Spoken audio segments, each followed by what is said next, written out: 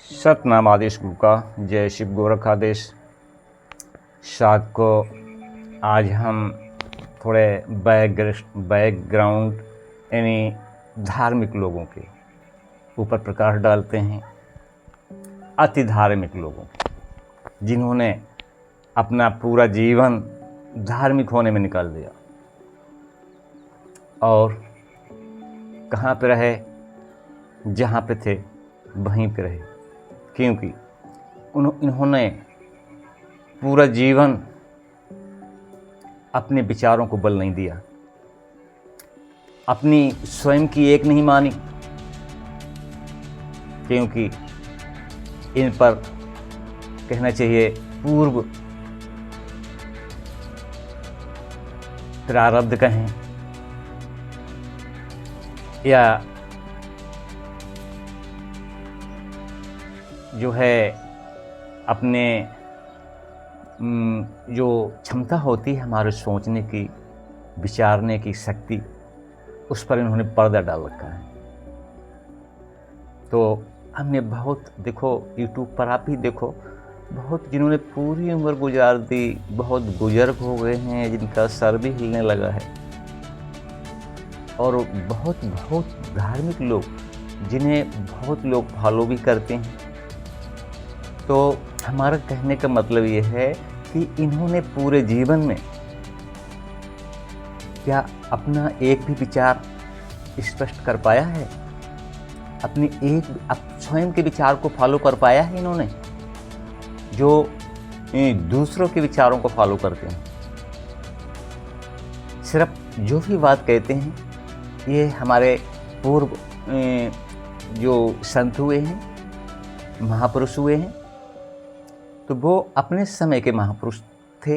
अपने समय के हिसाब से उन्होंने अपनी बात कही। जिस समय जैसा माहौल था, उनके समय में जो माहौल था, उसके हिसाब से उन्होंने अपने विचारों को रखा। अब ये देखो, आज इनके बुद्धि पर, इनके सोचने की क्षमता पर ताला लग गया है। तो इन्हें ये नहीं मालूम वो कौन सा समय था जब उन्होंने अपनी बात कही, हमारे महापुरुषों ने। आज का कौन सा समय है? क्या ये अपने विचारों को हमें एक भी ऐसा ढूंढ के दिखा दो जिसने स्वयं अपने विचारों को फॉलो किया हो, अपने विचार को बल दिया हो। कोई भी अपने विचार से कोई नया शब्द या प्रकृति के बारे में कोई खोज का अपना विचार मतलब जोड़ दे के कहा हो।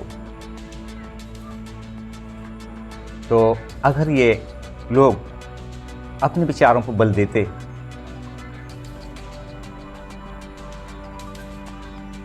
अपने विचारों पे बल देते, तो शायद ये भी आज नानक, गुरु रैदास, गुरु नानक, गुरु रैदास, गुरु संत कबीर, नानक आदि जैसी क्षमता वाले महापुरुष होते, क्योंकि इन्होंने अपने को, स्वयं को तवज्जो ही नहीं दिया, अपने विचारों को बिल्कुल तवज्जो नहीं दिया। तो साथ को आप लोगों से इस बात को कहने के लिए हम ये वीडियो बना रहे हैं कि क्या आपने अपनी बुद्धि यानी सोचने की क्षमता पर, जो आपके अंदर क्षमताएं हैं, क्या उसको लॉक कर दिया है?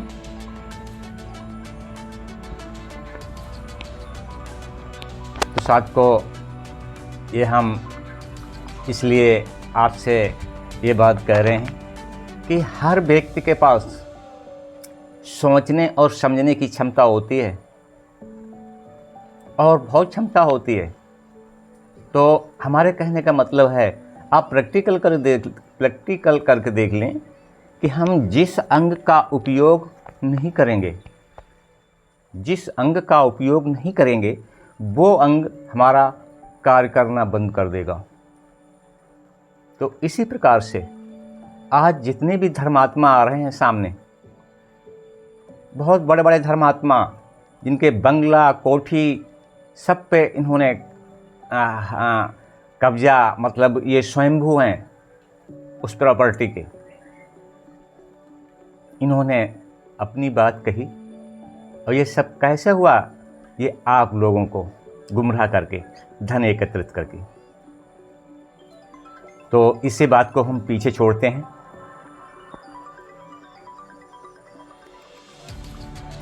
इसे हम पीछे छोड़ते हैं, लेकिन स्पष्ट करके हम अपनी बात ये कह रहे हैं कि अगर आपने जिस अंग का उपयोग अच्छे से नहीं किया, वो अंग आपका कार्य करना बंद कर देगा। तो इस जीवन में आए हैं तो अपना भी तो कुछ हो। अपना क्या है? कुछ तो जो आने वाली पीढ़ी है उसको कुछ तो दे के जाओ, प्रैक्टिकल के तौर पे, अनप्रैक्टिकल नहीं, प्रैक्टिकल के तौर पे कुछ तो दे के जाओ आने वाली पीढ़ी को। अगर 500 1000 साल पहले के संतों की आप बात को ही रख रहे हैं, वो 1500 साल पीछे की बात थी, वो उनका समय था। उस समय के हिसाब से उन्होंने अपने शब्दों को गढ़ा है, अपने शब्दों को बोला है। आज 2025 चल रही है। आज के हिसाब से आप अपने विचारों को बल दें, अपनी बात कहें। तो शायद को एक छोटा सा वीडियो हमने इसीलिए बनाया है कि आप लोग अपने स्वयं के विचारों को तवज्जो नहीं देते हैं, बल नहीं देते हैं, परित्याग कर देते हैं। ऐसा नहीं कि आपके अंदर विचार नहीं है, आपके अंदर सोचने की क्षमता नहीं है, सब कुछ है आपके अंदर। आप संपूर्ण हैं, लेकिन आप अपनी संपूर्णता को जानते नहीं, क्योंकि जो पूर्व का पर्दा पड़ा हुआ है, पूर्वों का पर्दा पड़ा हुआ है। मतलब पूर्व जानते हो आप, बीता हुआ कल। और बीता हुआ कल क्या होता है? भूत।